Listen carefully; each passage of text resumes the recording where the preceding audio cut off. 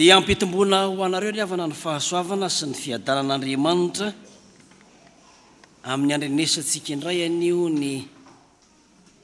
fanazavana ny tsoratra masina filazany tsara araka ny jaonina toko faefatra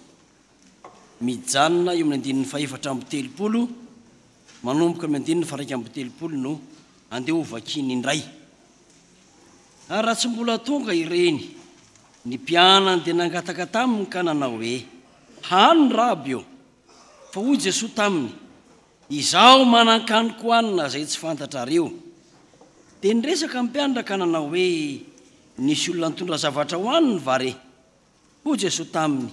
ny haniko dia na manao ny sitrapony zay naniraka sy ny mahavita ny asa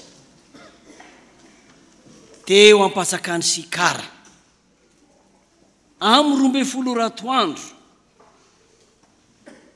misy resakanina raha miandry ny fiverenan'ny vahoaka izay nisy ilay vehivavy ny ovafo tonga ny mpianatra nitondra sakafo rehefa avy mividy sakafo tany an-tanàna nanolotra azo hoan'ny tompo izy izay mpampianatra azy dia niteny hoe hany Ramsea mahazo tominana Ramsea resaka sakafo fa hanina io fahavelomana ara-tsakafo ny ilaina io fahavokisana tadiavina io hery mahavelona sy mahasalama io ary mitahiry aina dia mifampiresaka Jesoa sy ny mpianany mahatsiaro sika ny tenin'ny apôstôly Paoly anankiray avy izy hoe ny hanina dia tsy mahasokory zay mahavatra azy fa tsy fahatiantoka ho an'ny tsy mihinana ary tsy tombony ho an'ny mihinana misy karazan-tsakafo zay teneniny Mosesy raha itsodranony zanany andova azy dia nangataka izy hoe anamboary hanina kely mba hitsofako rano anao ny zanak'Israely dia tao anatin'ny toerana izay hitadiavana manokana vokatra tsy mora ny mahazo vokatra mandalo ny fotoam-pambolena ka tena zava-dehibe izany hoe mahazo vokatra ho aniny zany Jesoa koa mba niresaka an'io teto rehefa niteny ny mpianatra hoe hany raby eo dia ona nitenin'i Jesoa za manan-kaniko hanina zay tsy fantatrareo avinavin'olona re zany raha zay ny azo ilazana azy io ny hanina eo fotoana efa finanana ny anoanana efa misy lalan-davitra avy any Galilea mamaky any Samaria makany Jodia za manan-kaniko hanina zay tsy fantatrareo aiza moa ny sasany tsy eritreritra hoe nisy nitondra sakafo ho azy ve teo dia nomeny Jesoa ny fahazavan-tsaina ny haniko dia ny manao ny sitrapony zay naniraka sy ny mahavita ny haniny ny asany dia tonga amin'ilay tenin'ny tanora inona kiny idirany fa Jesoa mitondra fomba fijery vaovao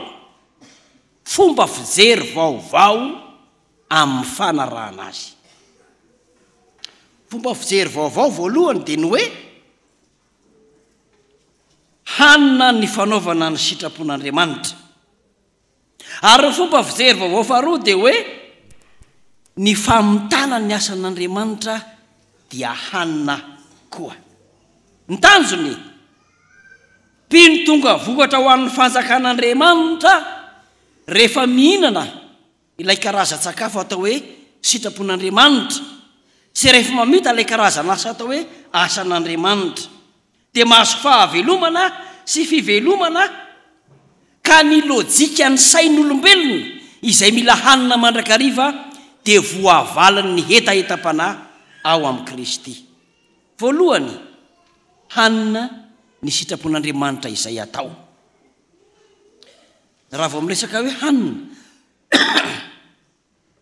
avy aiza no ahitana azy asy zay inona ny antony anana azy teo velona zay inona ny fiatraikana ny akony hery sy fahasalamana vokatra aina voatahiry velona fofinaina mbola misy ireo rehetrareo no anomezany Jesosy fomba fijery vaovao antsika anio araka ny sitrapon'Andriamanitra no iasana sy anaovana ny asa dia ankasitrahan'Andriamanitra ny hanina hohanina araka ny sitrapon'Andriamanitra izay kendrena hananana fahavelomana io le antony dia omen'Andriamanitra fahavelomana ny olona ho araka ny sitrapon'Andriamanitra zay ampiasana ny fahasalamana sy ny tanjakary ny hery ny farany hitansaina dia omen'Andriamanitra hanina ny olona ho araka ny sitrapon'Andriamanitra ny fanana fofinaina mahavelona izany rehetra zany mifamatotra amin'ny sitrapon'Andriamanitra hita Jesosy no miteny hoe ny haniko dia manao ny sitrapony izay naniraka sy ny mahavita ny asany ry havana malala tadiavina fatratra ny atao hoe hanina ary ny fahavelomana na ny fivelomana dia zay rehetra fepetra mahatonga ny olona anankiray ho afa miaina raha misy olona zao ohatra mangataka any amin'ny fitsarana indra misy ray aman-dreny miala didy ka tsy mamelona ny zanany dia misy mangataka an'izay hoe didim-pitsarana mba hameloman'ny ray aman-dreny ny zanany dinona ny omen'ny tribinaly ny sakafo fitafiana fianarana fahasalamana zay rehetrarehetra antony zay no atao hoe fahavelomana zay zany le sokajiana hoe hanina fa Jesosy dia manome fisainana antsika ao amin'ny sitrapon'Andriamanitra no mahatsara izany ivelan'ny sitrapon'Andriamanitra asa akarary ve zany sa ahazona latsa fa isika zay mino dia mahalala tsara fa ny Andriamanitra izay nanomena antsika no mitahiry sy miaro zany amin'ny fananantsika sy fanaovantsika fanekena eo anatrehan'Andriamanitra dia mifamatotra amin'izay koa ny finiavana ampitiavana hanao ny sitrapon'Andriamanitra vao mahazo fahavelomana ka le fahavelomana tadiavintsika amin'izay fotoana izay tsy mandra-pikipon'ny maso fa mandra-pahatonga ny fahataperan'izao tontolo izao miandry ny fiavian'i Kristy ary mandova fiainana mandrakizay sitrapon'Andriamanitra mahavelona fa ny faharoa ny asa fanomponan'Andriamanitra dia hanina koa manao ny sitrapony izay naniraka sy ny mahavita ny asany marihana tsara eto mahavita ny asany tsy hoe manao ny asany na nandray anjara tamin'ny asany na efa nanandrana ny asany fa mahavita ny asany misy toetsaina anankiray zay tena toetsaintsika malagasy io ahoana le izy ny fandraisana anjara no zava-dehibe dia iza hoe izy amin'le fandraisana anjara le hoe mahavita na mahatanteraka Jesosy teo amin'ny azo fijaliana rehefa nanolotra ny ainy dia niteny hoe vita tsy nanao izy hoe efa nanao azay na hoe efa nijaly aza hitanareo efa nijaly teo nivadika rano dia ny atsemboako fa vita mahavita ny asany hanina ny manao ny asan'Andriamanitra zany hoe fivelomana io fahavelomana io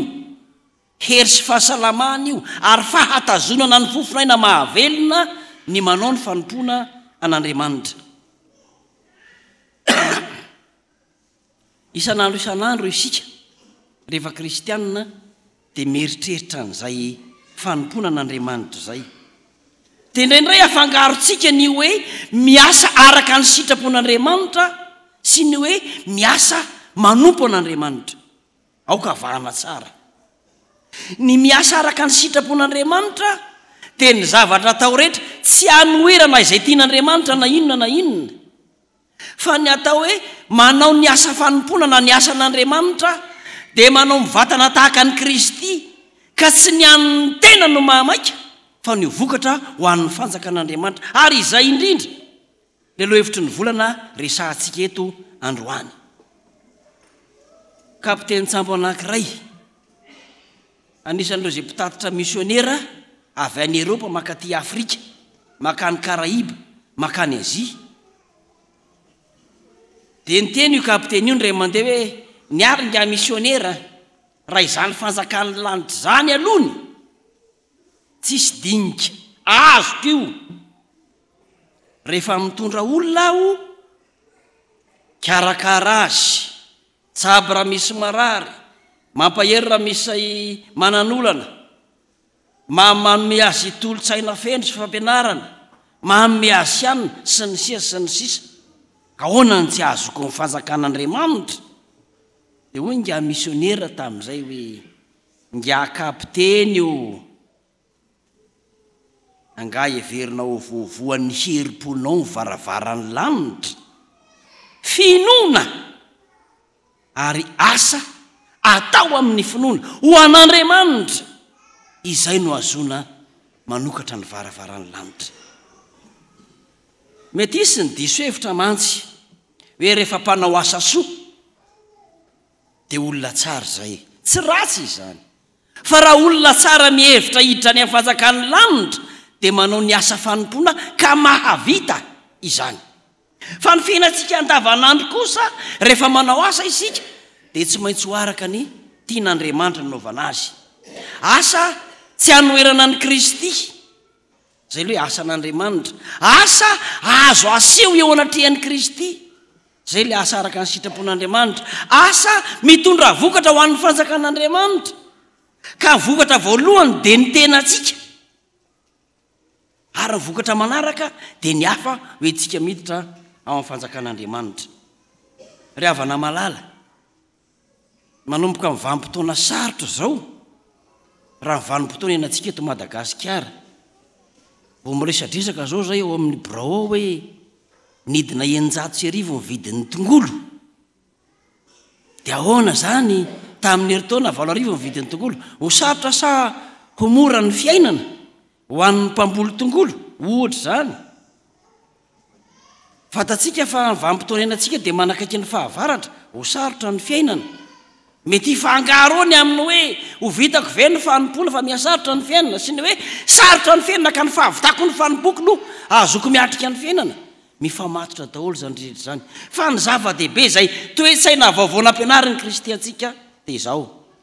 mahavelona hanina,